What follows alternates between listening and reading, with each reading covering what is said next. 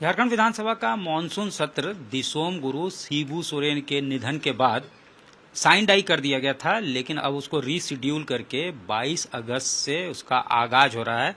इस वक्त संसदीय कार्य मंत्री राधाकृष्ण किशोर हमारे साथ हैं।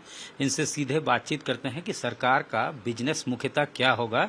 विपक्ष भी अपनी तैयारियां कर रहा है। सर, क्या मुख्यतः बिजनेस होगा इस बार 22 से कितना 28 तक ये सेशन? नई बात नहीं। इसके पहले जो ये अधिसूचना निर्गत हुई थी और जो शेड्यूल निर्धारित किया गया था, एजेंडा जो तय हुए थे, तो उसमें यही था कि फर्स्ट सप्लीमेंट्री लाया जाएगा।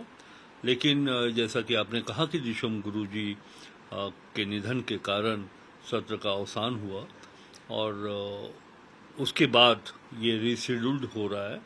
तो 22 तारीख को प्रथम अनुपूरक बजट सदन के पटल पर उपस्थापित किया जाएगा और उसके बाद दो अभी वर्तमान में तो एक दिसोम गुरु हम लोगों के बीच नहीं रहे और शिक्षा मंत्री जी का भी निधन हो गया, तो शोक प्रकाश होगा। और अन्य जो इस अवधि में जिनका निधन हुआ, जो हमारे बीच नहीं हैं, सबको मिलाकर के शोक प्रकाश होगा।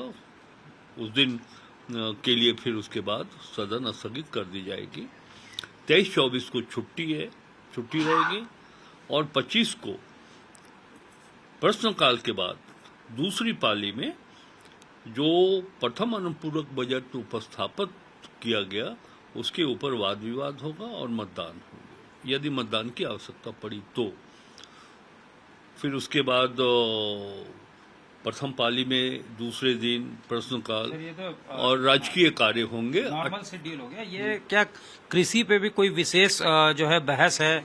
जो अतिवृष्टि हुई है, फसल जो है वो इफेक्टेड हुआ है, सब्जियां जो है वो नष्ट हुई है, सब्जियों की कीमत आसमान छू रही है, तो ये इन विषयों पे भी चर्चा होगा, क्योंकि सीएम चाहते थे कि सब कोई अपना आकलन करे क्षेत्र का कि भाई कितना नुकसान किसानों को। हाँ, देखिए, जो इसके पहले कार्यमंत्रणा समिति की बैठक हुई थी, उसमें तय हुआ था कि उस सत्र में 2 घंटे का विशेष वाद विवाद अतिवृष्टि के कारण जो क्षति हुई है, चाहे वो फसलों की क्षति हुई हो, दलहन तिलहन की खेती पर की क्षति हुई हो, भदई के फसल की क्षति हुई हो, या फिर अतिवृष्टि के कारण कच्चे मकान जो गिर गए हैं गरीबों के, उन सब को लेकर के वास्तविक स्थिति क्या है, जमीनी हकीकत क्या है, इस पर चर्चा होगी और सरकार